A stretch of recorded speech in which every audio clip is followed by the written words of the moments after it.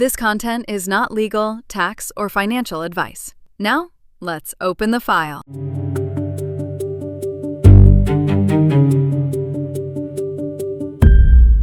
Her name was Marisol Grant. She was a tax resolution specialist with silver glasses, calm eyes, and the emotional control of someone who had seen people destroy themselves with confidence. Victor hated her immediately. They sat across from her in a small office. Victor brought the binder. Marisol brought a legal pad. He started before she could speak. "I want you to know I'm here under protest." Marisol nodded. "Okay. I do not concede jurisdiction." "Understood. I am not asking you to validate their authority." "That's fine." Victor blinked. He expected resistance. Marisol looked at Elena.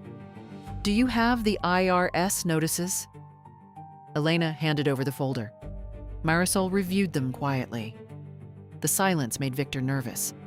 Finally, she said, "Mr. Hale, I'm going to be very direct." Victor smirked. "I prefer direct. You are in serious collection trouble." His smirk faded. "You have a balance, enforced collection has started, and you have a frivolous filing penalty. You may also have created additional problems depending on what else you mailed." Victor opened his binder.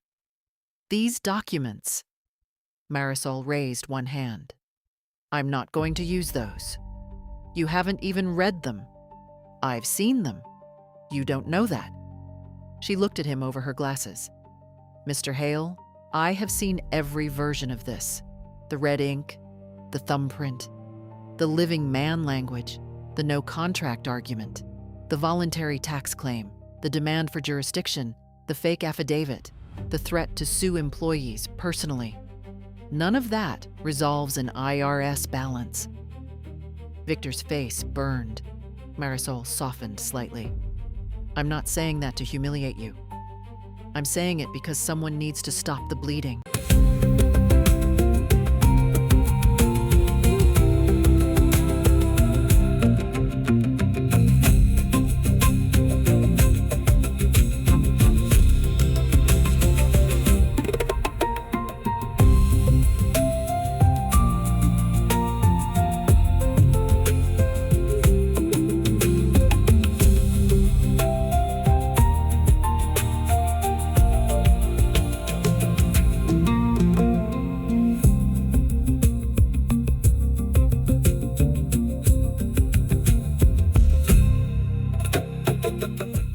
"I'm saying it because someone needs to stop the bleeding." Elena whispered, "Thank you." Victor stared at the floor. Marisol continued, "Here's what we need to do. First, we determine which years are filed, which years are not, and whether any filed returns are invalid or need correction. Second, we stop sending frivolous correspondence. Third, we contact the revenue officer. Fourth, we prepare financial information. Fifth, we explore resolution options." Victor's voice was quiet. "What about the penalty?" "The frivolous penalty?" He nodded. "It may be possible to request reduction of unpaid penalties under certain procedures, but only if you stop the behavior and become compliant. No promises." He looked up. "So I have to surrender?" Marisol leaned forward. "No, you have to grow up." Elena inhaled sharply. Victor looked wounded. Marisol did not apologize. "You can fight real errors. You can question incorrect assessments. You can ask for payment terms. You can use your rights. But what you cannot do is pretend the law disappears because a man in a diner sold you a binder." Victor's eyes filled with anger, then shame.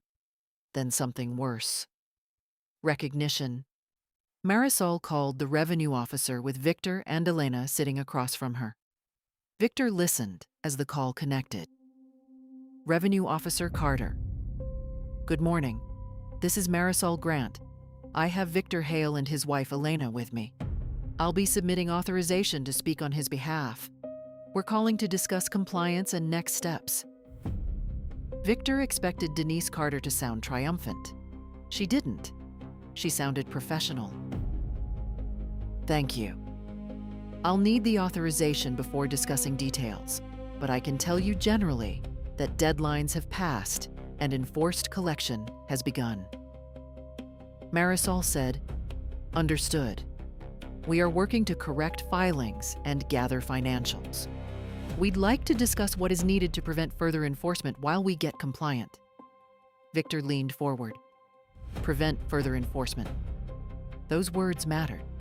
Not defeat. Not victory. Triage.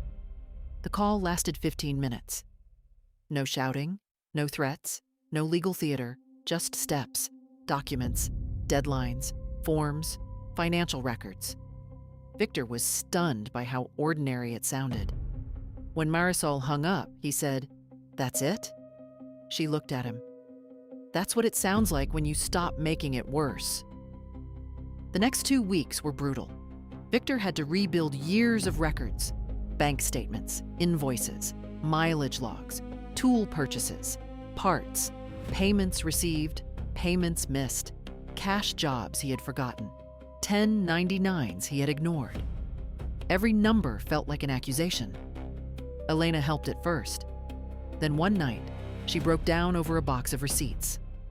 "I begged you," she said. Victor stopped sorting. "I know." "No, you don't.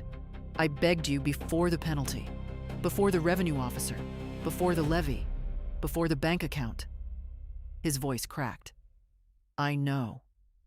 She looked at him. "Do you? Or are you just scared now?" He had no answer, because the truth was ugly. He had not changed when she was afraid. He had changed when he became afraid. That night, Victor went into the garage alone. The diesel smell was familiar, safe. He sat on an overturned bucket and stared at the workbench.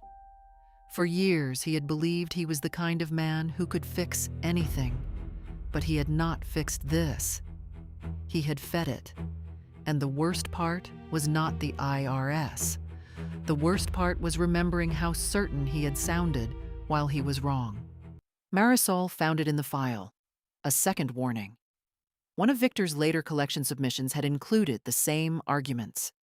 Sovereign language, no authority, no contract, refusal to pay. Marisol called him immediately. "Victor, listen carefully. Do not mail anything else. Do not upload anything. Do not send anything from those templates. Do not contact the revenue officer unless we discuss it first." He swallowed. "Could there be another penalty?" "There is risk." "How much?" "The frivolous penalty can be $5,000 per qualifying submission." Victor closed his eyes. Per submission. The words echoed. How many had he mailed? 3? 5? 8? He thought of every envelope he had sealed with confidence, every red ink signature, every thumbprint, every time he thought he was winning. He sat down slowly. "Marisol." "Yes?" "I think I ruined us." She paused. "You made it worse." "That's true. But worse is not the same as over." Victor had imagined that if he ever got in front of someone, he would expose the whole system. He had practiced speeches. He had highlighted court quotes he did not fully understand. He had rehearsed phrases in the mirror. But when the time came to discuss his case properly, Marisol told him the rule. "You are not giving a speech." Victor looked offended. "I have a right to speak." "Yes, and you have a responsibility not to set yourself on fire while doing it." The meeting was not dramatic. It was not a movie courtroom. It was a conference room. Victor sat beside Marisol. Elena sat behind him. The IRS wanted compliance. Marisol presented corrected returns, financial information, a proposal, a request regarding the unpaid frivolous penalty, a commitment that Victor would stop submitting frivolous correspondence. Victor said very little. At one point, he was asked directly, "Mr. Hale, Do you understand that continuing to submit frivolous arguments can result in additional penalties? Every instinct in him wanted to resist, to qualify, to say, under protest, to keep one hand on the fantasy. Instead, he looked at Elena, then Marisol, then down at his hands. Yes, he said. The word felt like defeat, but it was actually the first honest thing he had said in months. The levy was not magically undone overnight. The balance did not disappear. The penalty did not vanish just because Victor regretted it. Collections continued, but now there was communication. There were corrected filings. There was financial review. There was a possible payment arrangement. There was a chance, a real one. Not the fake kind sold in binders. Victor sold one of his old trucks. He cut expenses. He took extra repair jobs. Elena stayed, but something between them had changed. Trust does not return just because the letters stop. One evening, Victor found the Freedom Defense packet in the garage. The binder was thick, expensive, ridiculous. He opened it and saw his own notes in the margins. Powerful. Use this. Send certified. He felt sick. Then he carried it to the burn barrel behind the garage. Elena watched from the porch as the pages caught fire. Victor stood there until the last plastic divider curled into black smoke.